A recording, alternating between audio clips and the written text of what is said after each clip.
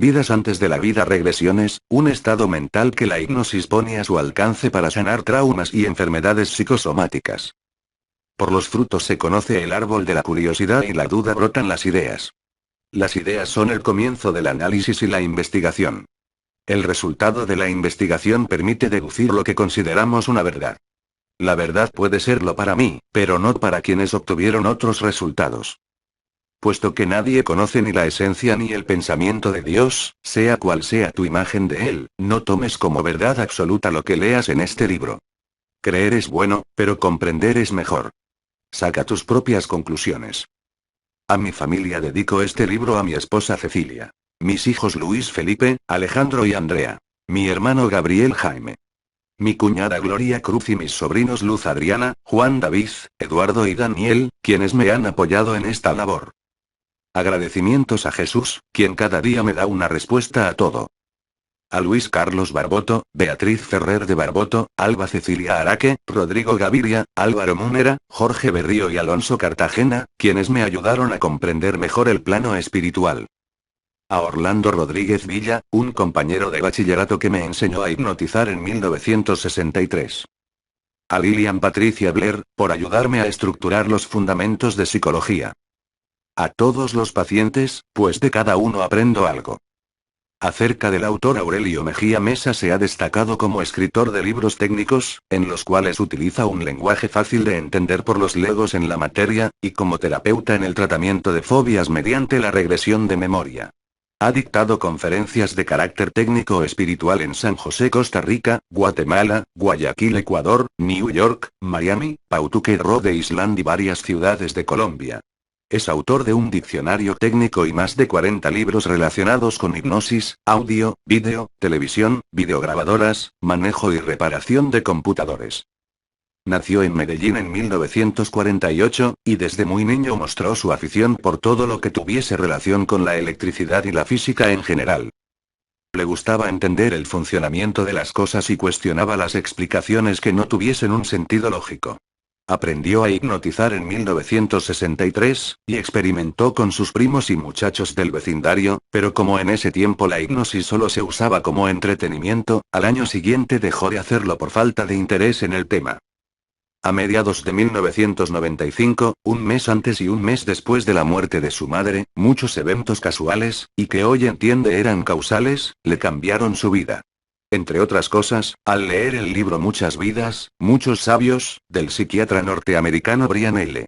Weiss, y practicar con un joven voluntario la regresión hipnótica, se convenció que no era una simple novela sino una puerta de entrada al conocimiento de otra dimensión real, fascinante y desconocida. A partir de este momento resultaron voluntarios para hacer hipnosis casi todos los días, al comienzo por curiosidad y luego como terapia para sanar fobias, complejos, depresiones o enfermedades de origen psicológico.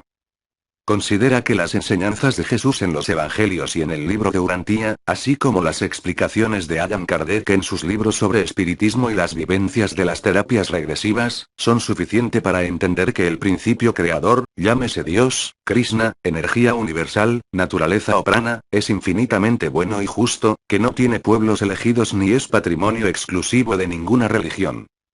Muchas evidencias indican que somos un espíritu con cuerpo, y no un cuerpo con espíritu. El cuerpo es una ilusión que se desvanece. El espíritu parece que vive por siempre. En un mañana devolveremos el cuerpo a la tierra, y nuestro ser volverá a lo que suponemos la verdadera vida, la vida espiritual. Introducción. En los últimos años, la terapia regresiva se ha convertido en un revolucionario tratamiento que ayuda a las personas a sanar rápidamente sus problemas psicológicos y psicosomáticos.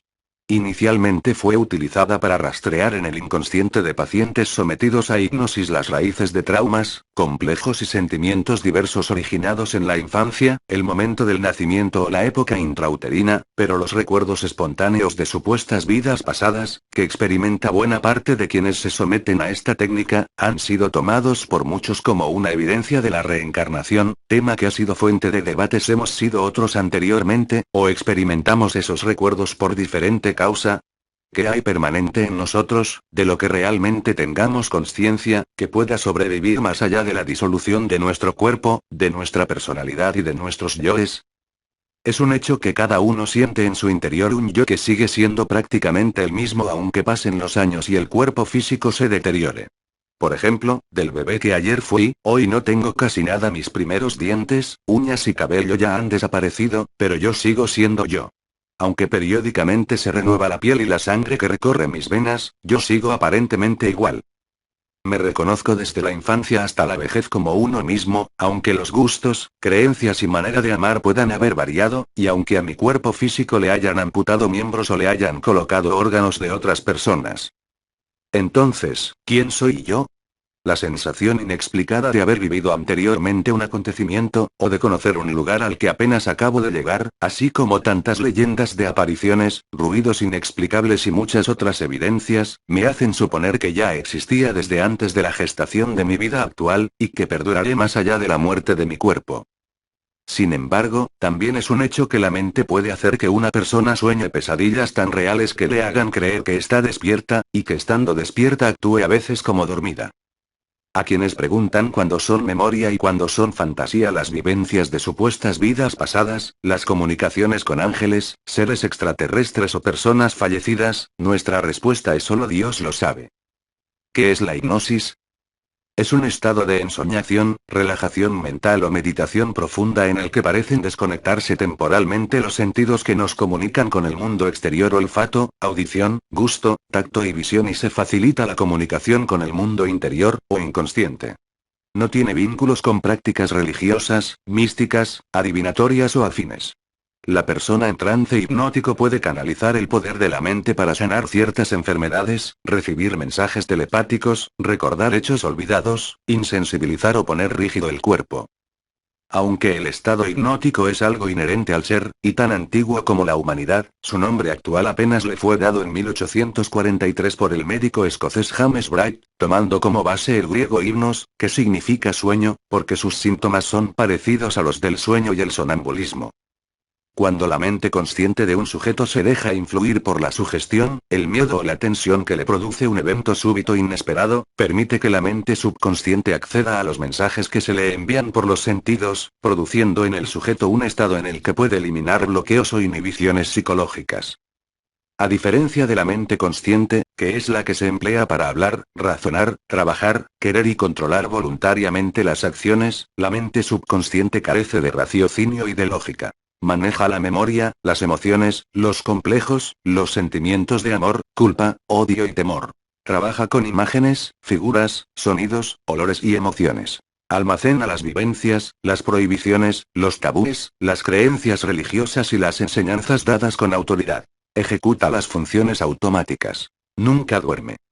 Siempre está lista para tomar el control en las situaciones de peligro. Se puede tomar como hipnosis el sentir temor cuando el personaje de una película está a punto de caer a un precipicio, como si tal cosa estuviese aconteciendo realmente. El experimentar enojo cuando la mala de la telenovela va a cometer una injusticia. El dejarse convencer por la palabrería de un vendedor profesional. El quedárselo mirando al vacío mientras la mente viaja por algún recuerdo. El estar absorto e imperturbable durante la lectura de un buen libro. El conducir el auto como con piloto automático mientras se está pensando en otras cosas. La hipnosis la puede lograr el político con sus discursos, el pastor con la imposición de las manos, el vendedor con su perorata, el brujo con la danza y el tambor, o el hombre de ciencia mediante unas gafas con dos pequeñas luces intermitentes. Se puede hacer a plena luz del día y hasta en medio del bullicio de un almacén. Al encontrarse cualquiera de los sentidos bajo la influencia de excitaciones táctiles, sonoras o visuales monótonas e incesantes, tal como mirando fijamente el ángulo de un cuadro, puede entrar en estado de inhibición o de fatiga. Por ejemplo, cuando se le pide a un sujeto que fije su mirada en un péndulo que se mueve lentamente frente a los ojos, es normal que se produzcan lágrimas, que sienta fatiga en la vista y parpadee, lo cual era aprovechado en los métodos iniciales de la hipnosis para reforzar el poder de la sugestión con cada respiración, y a medida que escuchas mi voz, siente como tus párpados se ponen cada vez más pesados y se quieren cerrar. Sientes una agradable sensación de descanso cada vez que se cierran. Cada vez te es más difícil abrirlos. A medida que pasan los segundos, comienzas a sentir un sueño cada vez más profundo. Muy profundo. Muy profundo. A la cuenta de 3, dormirás profundo. 1, 2, 3. Dormid. Los métodos actuales para hipnotizar han cambiado, como veremos más adelante. Se pueden sanar enfermedades de origen psicológico, así como la jeringa es un medio para inyectar la medicina en el organismo, la hipnosis es un medio rápido para inyectar amor, el remedio eficaz para dolencias del alma y del cuerpo.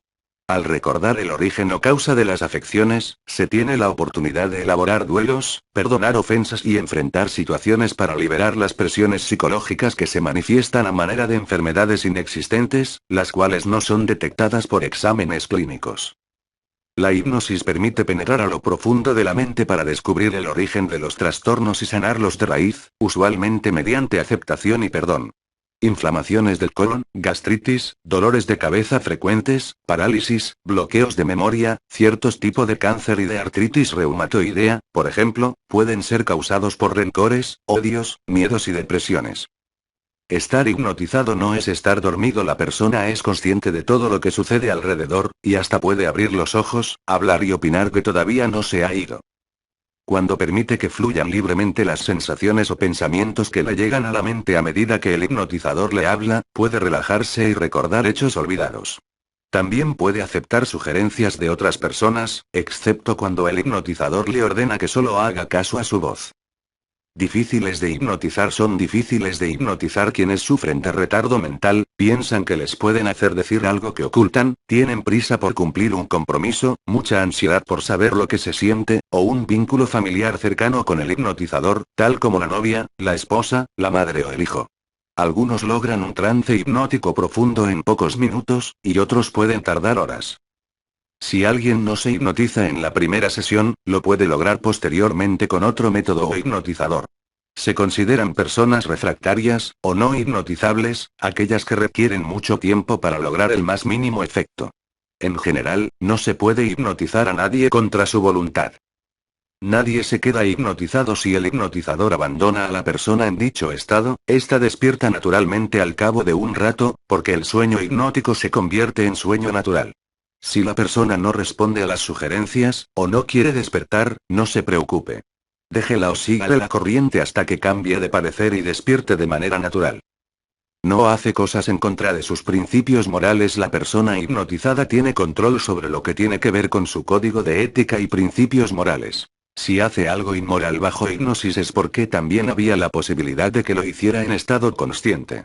Un sujeto también puede ser engañado con artimañas, tal como sugerirle que está en un desierto muy caluroso, pretendiendo que se libere de ropas, pero, si lo hace, es por instinto de conservación y no por exhibicionismo. Cosa similar le hubiese podido ocurrir en estado de plena consciencia, como sucede a diario con los estafadores. Lógicamente, el riesgo de algo indebido es menor cuando la persona está acompañada por algún amigo o familiar durante el proceso. Las personas esperan ver, pero no es así por lo general, a medida que el hipnotizador le va solicitando al paciente que se ubique mentalmente en la primera causa que originó un determinado síntoma, este percibe una sensación, imagen o pensamiento relacionado de alguna manera con el tema. Algunas vivencias pueden ser históricas, pero otras son meras alucinaciones, en las que se combinan experiencias con anhelos de la inconsciencia. Hipnosis por sugestión colectiva. Cuando los creyentes han sido predispuestos psicológicamente para aceptar las sugestiones de un predicador con facilidad de expresión, es fácil producir un trance hipnótico en la mayoría. Basta con decirles, por ejemplo, que hagan una fila quienes quieran recibir al Espíritu Santo. A continuación el predicador se coloca frente a un sujeto de la fila y le dice con voz firme algo como lo siguiente: ya viene. Está llegando. Llegó. En este instante lo toca en la frente y lo empuja un poco para hacerle perder el equilibrio.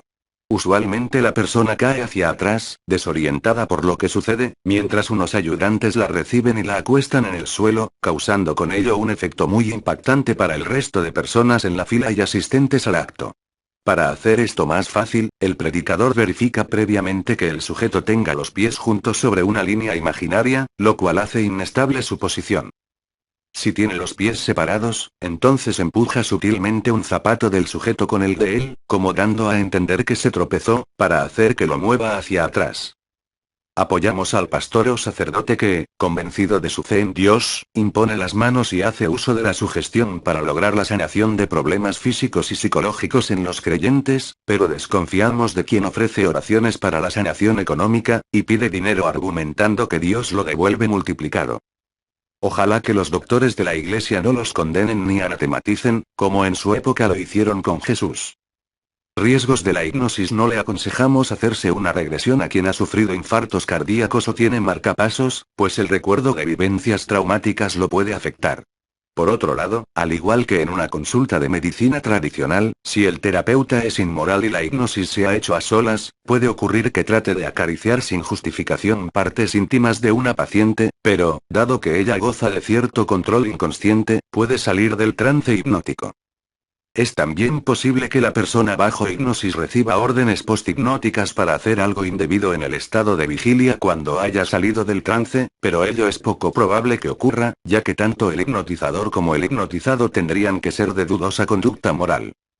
Al despertar se puede recordar todo, parcialmente o nada. Ello depende de varios factores, tal como lo profundo del trance, la intensidad traumática de las vivencias, las órdenes dadas por el hipnotizador y, respetando la opinión de algunos que no creen más allá de lo que pueden ver o tocar, depende también de la voluntad de un espíritu guía, maestro espiritual o ángel de la guarda, que a cada uno orienta por el buen camino.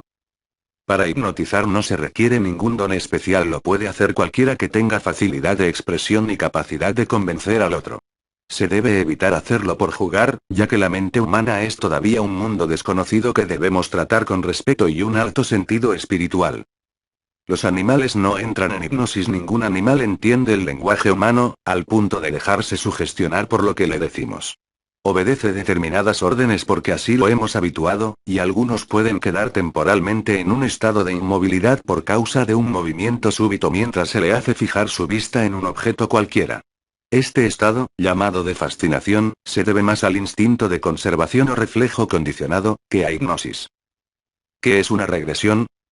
Regresión es un procedimiento por el cual, mediante la hipnosis u otros métodos de alteración de estados de conciencia, una persona recuerda acontecimientos de su pasado, tal como las escenas y emociones de un paseo, las voces de una discusión, el sabor de una comida o el aroma del campo en un amanecer campesino. Cuando las vivencias son de supuestas vidas pasadas, es común que la persona sienta la certeza de estar aquí, en el presente, mientras al mismo tiempo tiene la sensación de estar en el pasado, con otra personalidad, lo cual le permite comparar y entender el posible origen de sus traumas o enfermedades psicosomáticas. Las vivencias de vidas pasadas se pueden atribuir a herencia genética, registros acásicos, consciencia universal, telepatía, fantasías o recuerdos de lecturas o películas. Sin embargo, se han dado casos en los que la información suministrada no parece corresponder a ninguno de los patrones anteriores, tal como decir que toda la familia murió en un accidente, hecho que rompe la cadena de descendencia genética y permite suponer que existe una memoria extracerebral. El cuestionamiento sistemático de los datos en el transcurso de la sesión, preguntando nombres, lugares y fechas, puede ayudar a discernir si se trata de una fantasía o de una vivencia real. Para aceptarla como tal, se recomienda comprobar, por lo menos, 6 datos concordantes, como nombres, fechas, país, idioma, costumbres, clima, vestimenta, etc. Sin embargo, puesto que el objetivo es la sanación del paciente, en este caso carece de importancia la comprobación histórica de los hechos narrados. Una regresión se considera nítida cuando las sensaciones son claras, bastante semejantes a vivencias de episodios o eventos que se están viviendo. Los hechos, nombres de personas, lugares y datos que vienen a la memoria del paciente se relacionan, y éste siente una certeza íntima, absoluta, de su realidad. La regresión es pictórica cuando las imágenes transcurren como si se estuviesen viendo en cine, y sinestésica cuando las escenas van acompañadas de sensaciones, tales como olor, calor, frío, peso, compresión, crisis alérgicas, lipotimia, pérdida pasajera del conocimiento, con debilidad de la respiración y la circulación, formas de epilepsia, o sentimientos de odio, venganza, susto, sorpresa, miedo, fobia o inseguridad. La regresión intuitiva se caracterizan por recuerdos que se perciben inicialmente intuitivamente, simplemente como una sensación, y a medida que el trance hipnótico se profundiza y el paciente se suelta, pasan a ser más definidos. La mixta es una combinación de vivencias nítidas, pictóricas, sinestésicas o intuitivas. No se debe hacer la regresión por curiosidad, así como nadie que esté gozando de buena salud se hace una cirugía simplemente para explorar su cuerpo a ver qué encuentran, ni para sanar un simple catarro. Tampoco es conveniente que busque hacerse una regresión por la sola curiosidad de saber qué o quién fue en vidas pasadas, o para averiguar el porqué de algo que poco lo afecta en su vida actual.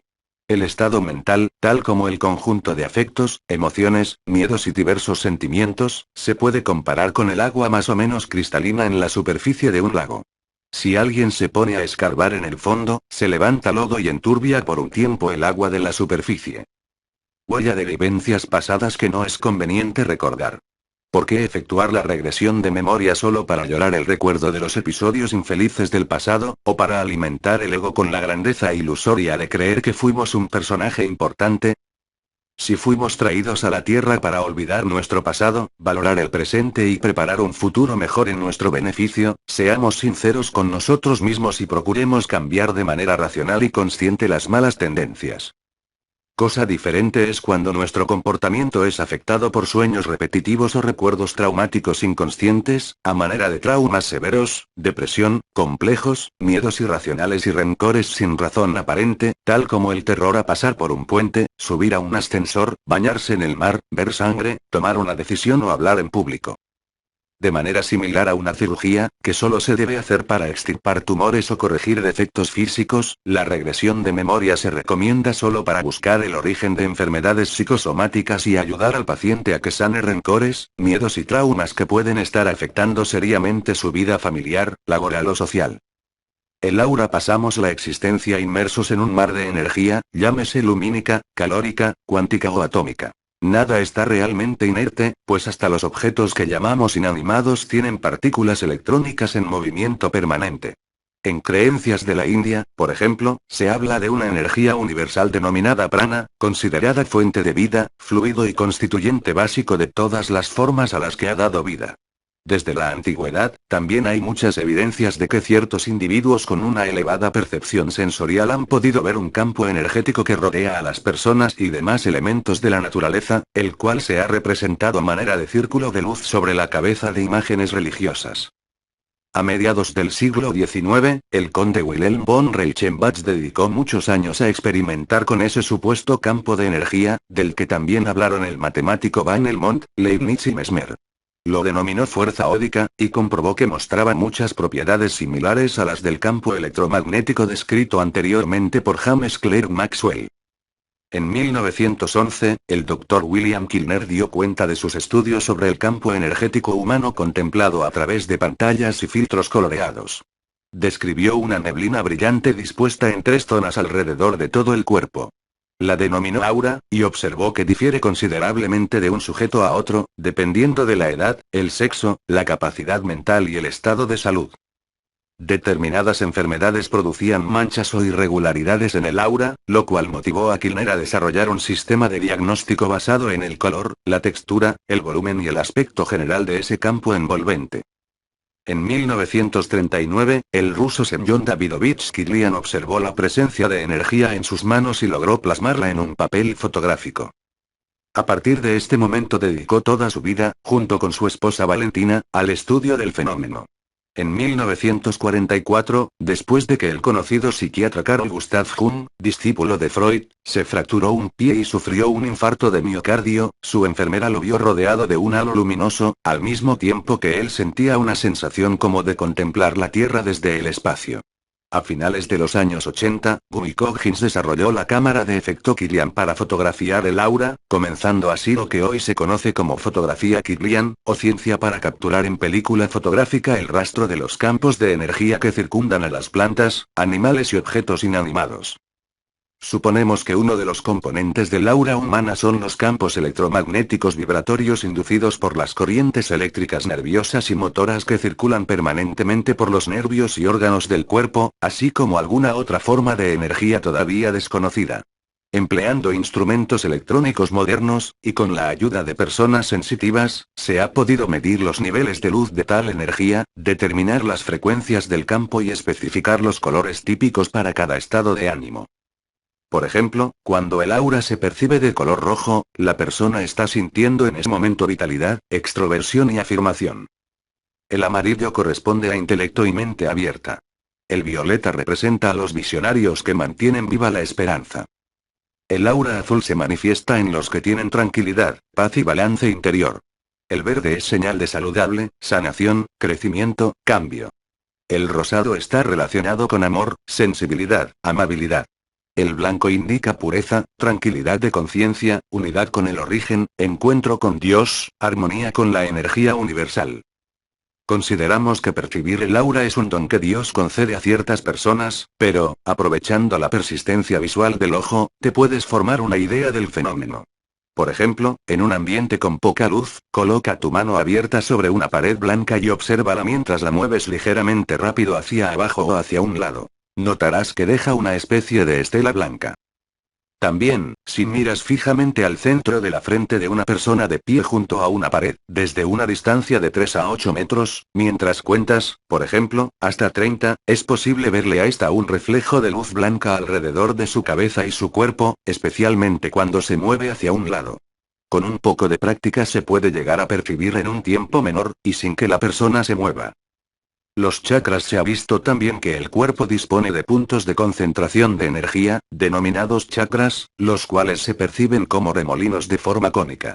Hay 7 grandes distribuidos a lo largo de la columna vertebral. El primero y el séptimo se comunican por la columna, desde la región genital cercana al ano hasta la coronilla de la cabeza, prolongándose a manera de embudos abiertos hacia abajo y hacia arriba.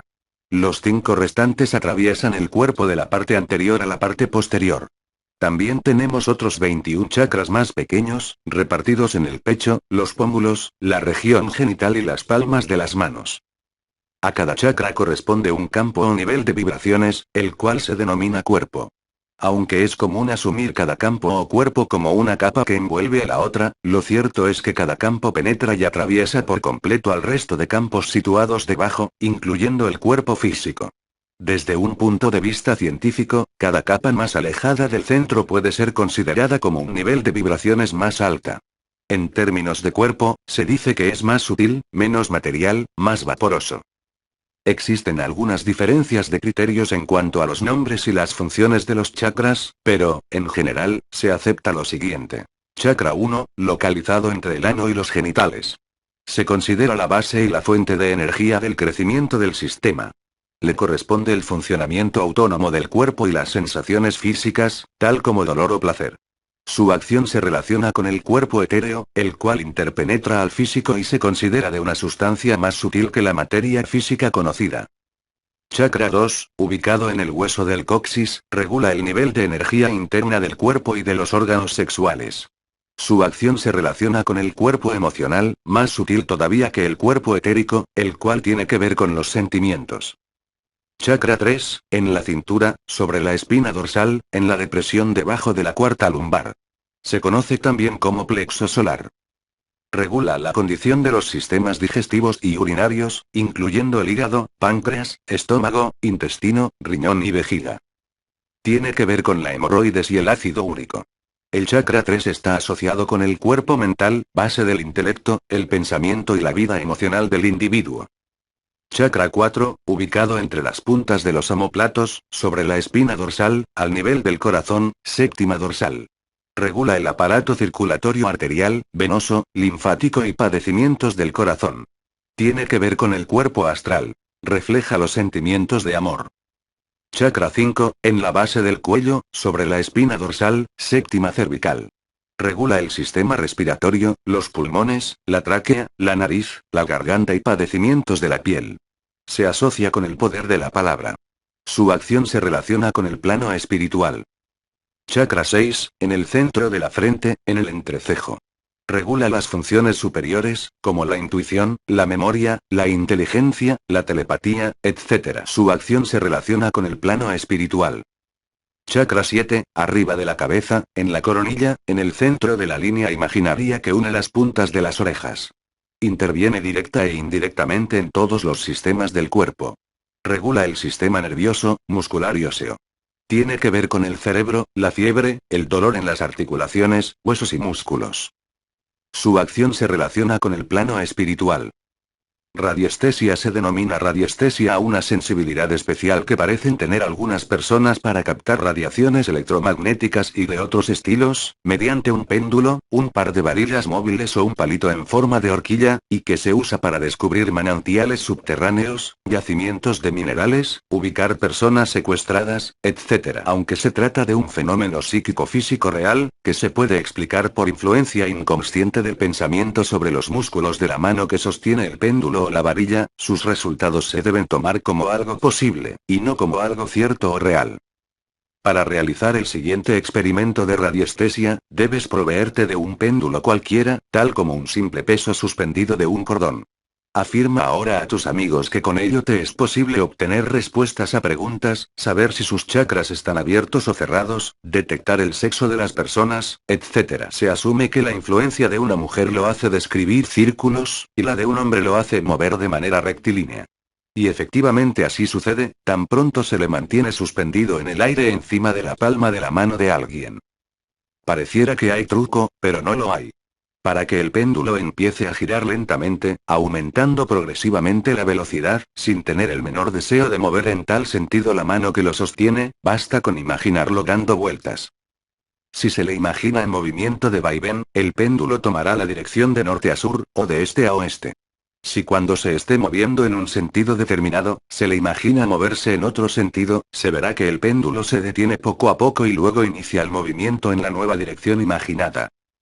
Haz la prueba, y te convencerás de que solo con tu imaginación puedes hacer que el péndulo se mueva en el sentido que desees, sin que quienes te observan vean movimiento alguno en tu mano, puesto que no lo hay.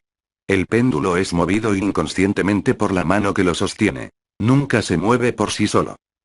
Aprovecha el fenómeno para hacer preguntas al péndulo, mientras lo suspendes encima de la mano del paciente que espera las respuestas, o pásalo lentamente por el cuerpo para percibir sus energías. Un giro en el sentido de las agujas del reloj, por ejemplo, puede ser una respuesta afirmativa. Las convenciones de giro o de movimiento las puede definir previamente cada cual. Consideramos que el elemento empleado para el arte de la radiestesia es solo un medio para canalizar la energía psíquica del radiestesista, y que los resultados de la operación dependen básicamente de este, y no del elemento como tal.